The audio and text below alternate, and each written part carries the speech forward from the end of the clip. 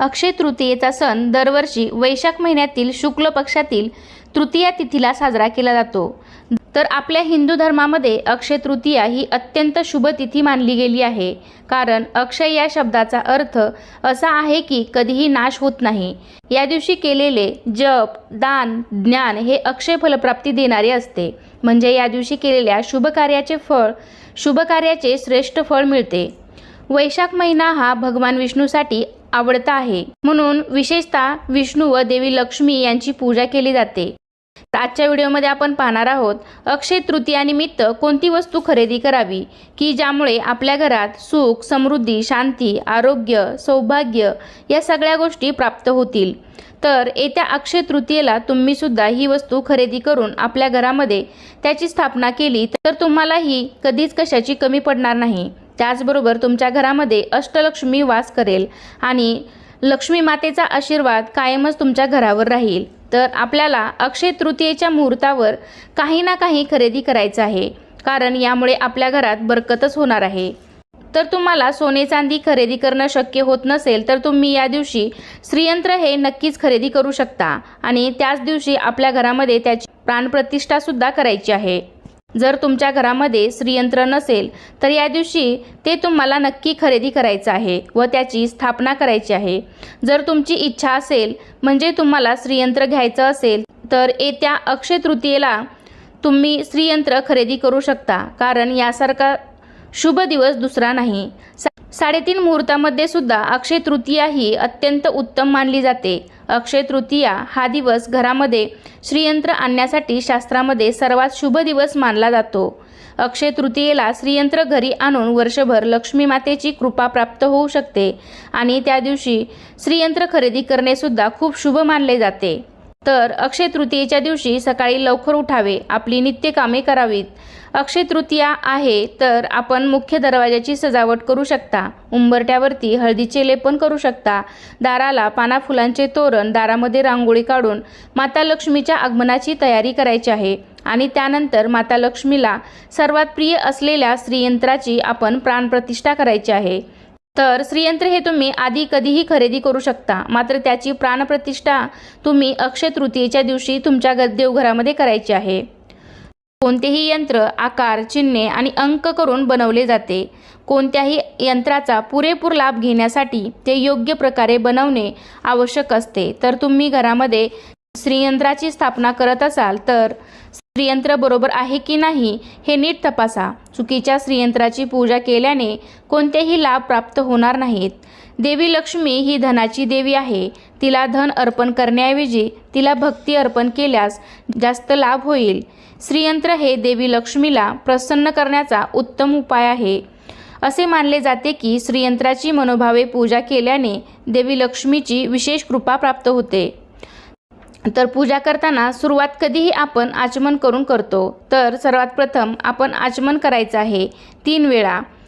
देवघरात श्रीयंत्र स्थापन करण्याआधी त्यावर अभिषेक करणं खूप महत्त्वाचं असतं। तर प्रथम स्वच्छ पाण्याने अभिषेक करायचा आहे।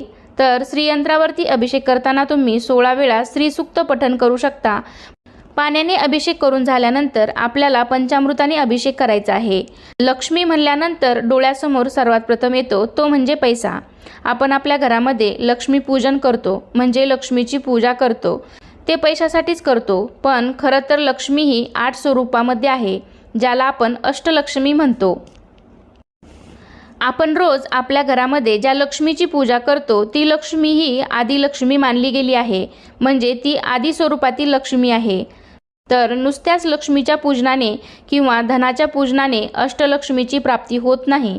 तर या 8 लक्ष्म्या कोणत्या आहेत हे सुद्धा तुम्हाला माहीत असणे गरजेचे आहे। तर पहिली म्हणजे आदी स्वरूपातली लक्ष्मी, म्हणजे आपण जे आपल्या रोज देवघरामध्ये पूजतो ती आदी स्वरूपातली लक्ष्मी। दुसरी म्हणजे धनलक्ष्मी। धनलक्ष्मी म्हणजे नोटा, पैसा, अडका, सोनं नाणं, दागिने, ज्याला आपण धनधान्य म्हणतो, ती धनलक्ष्मी। आणि तिसरी आहे गजलक्ष्मी। गजलक्ष्मी म्हणजे हत्ती म्हणजे हत्ती स्वरूपात म्हणजे मोठ्या प्रमाणात येणारी ती गजलक्ष्मी। चौथी आहे संतानलक्ष्मी। संतानलक्ष्मी म्हणजे तुमच्या घरामध्ये तुमच्याकडे धन भरपूर आहे पण संतान नसेल तर उपयोग नाही, म्हणजे संतान ही सुद्धा एक लक्ष्मी मानली गेली आहे। त्यानंतर 5वी म्हणजे धान्यलक्ष्मी.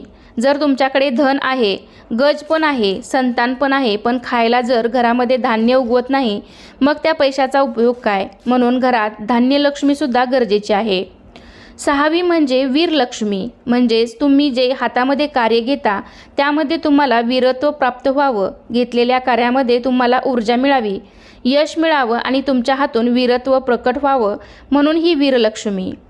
आणि 7वी म्हणजे विजयलक्ष्मी. कारण वीर जेव्हा पुढे जातो तेव्हा तो विजयी होतो, म्हणजे ती विजयलक्ष्मी तुम्हाला प्राप्त व्हावी. आणि 8वी म्हणजे ऐश्वर्यलक्ष्मी. म्हणजे आपल्याकडे जे काही ऐश्वर आहे आपण ते मिळवण्यासाठी कष्ट करतो, तीसुद्धा एक लक्ष्मीच आहे. अशा या 8 लक्ष्मी मिळून एक लक्ष्मी कार्यरत असते. आता मी तुम्हाला या 8 लक्ष्मी किंवा त्यांची नावे का सांगितली किंवा त्यांचं महत्त्व का सांगितलं, तर श्रीयंत्रामध्ये अष्टलक्ष्मी वास करते. श्रीयंत्र हे आपल्याला 8ही लक्ष्मीची कृपा प्राप्त करण्यासाठी फलदायी ठरणारं असं यंत्र आहे. तर श्रीयंत्र हे कधीही आसनाशिवाय ठेवू नये. जर तुम्हालाही तुमच्या घरामध्ये श्रीयंत्र ठेवायचं असेल तर या 8ही रेषा पश्चिम दिशेला आल्या पाहिजेत. पश्चिम दिशेला आल्या पाहिजेत. या पद्धतीने आपल्याला श्रीयंत्र ठेवायचं आहे. जर तुम्ही श्रीयंत्र नीट पाहिलं तर ते त्रिकोण आहेत ते फक्त एकाच बाजूने वरून खालीपर्यंत एकसारखे आहेत. मात्र दुसरे त्रिकोण बघाल तर ते मध्येच कुठे ना कुठे डिस्कनेक्ट झाले आहेत. म्हणजे वरून जे खालीपर्यंत एका लाईनीत आहेत ती दिशा आपल्याला पश्चिम बाजूला करायची आहे. अशा प्रकारे श्रीयंत्र आपण स्थापन करायचं आहे. त्यानंतर आपण श्रीयंत्राची पूजा करायची आहे. हळद कुंकू अक्षदा फुलं व्हायची आहेत. त्यानंतर आपण श्रीयंत्राभोवती कमळगट्ट्याची माळ ठेवायची आहे. कमळगट्ट्याची माळ ही श्रीयंत्रावरती ठेवली जाते, कारण माता लक्ष्मीचे आसन हे कमळ आहे. ही माळ कमळाच्या बियापासून बनलेली असते. आपण रोज तरी माता लक्ष्मीला कमळ वाहू शकत नाही, त्यामुळे अशा प्रकारे माळ बनवलेली आहे. ती आपण श्रीयंत्रावरती किंवा श्रीयंत्राभोवती ठेवायची आहे. करंगळी शेजारील बोट आणि अंगठा या दोन्ही बोटाच्या साहाय्याने आपल्याला श्रीयंत्रावरती कुंकुमार्चन करायचं आहे. तर कुंकुमार्चन करताना तुम्ही श्रीसूक्तचं पठण करू शकता किंवा लक्ष्मी गायत्री मंत्र म्हणू शकता किंवा लक्ष्मी बीज मंत्र जो अतिशय सोपा आहे तोही म्हणू शकता. जर तुम्ही तुमच्या घरामध्ये श्रीयंत्र स्थापन केलं असेल तर मंगळवारी, शुक्रवारी, पौर्णिमेला किंवा नवरात्री दिवशी तुम्ही श्रीयंत्रावरती कुंकुमार्चन नक्की करा. तर अशा या शुभ दिवशी म्हणजेच अक्षय तृतीयेच्या दिवशी जर तुम्ही तुमच्या घरामध्ये श्रीयंत्राची स्थापना केली तर विशेष लक्ष्मी कृपा प्राप्त होते आणि सदैव तुमच्या घरावर तिचा कृपाशीर्वाद राहतो. त्यामुळे जर श्रीयंत्र आणायचंच असेल तर अक्षय तृतीयासारखा शुभ मुहूर्त तुम्ही कधीही चुकू नका. या शुभ दिवशी श्रीयंत्र तुम्ही तुमच्या घरामध्ये नक्की स्थापन करू शकता.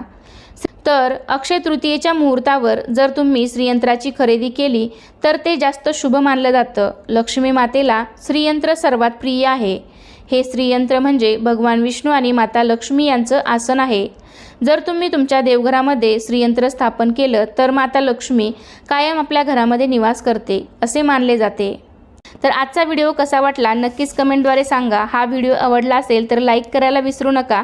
तसेच तुमच्या फ्रेंड फॅमिलीमध्ये शेअर करायला सुद्धा विसरू नका. आणि चॅनलवरती नवीन असाल तर चॅनलला सुद्धा नक्की सबस्क्राईब करा. चला तर मग पुन्हा भेटूया अशाच एका छानशा आणि माहितीपूर्ण व्हिडिओमध्ये. तोपर्यंत धन्यवाद. श्री स्वामी समर्थ.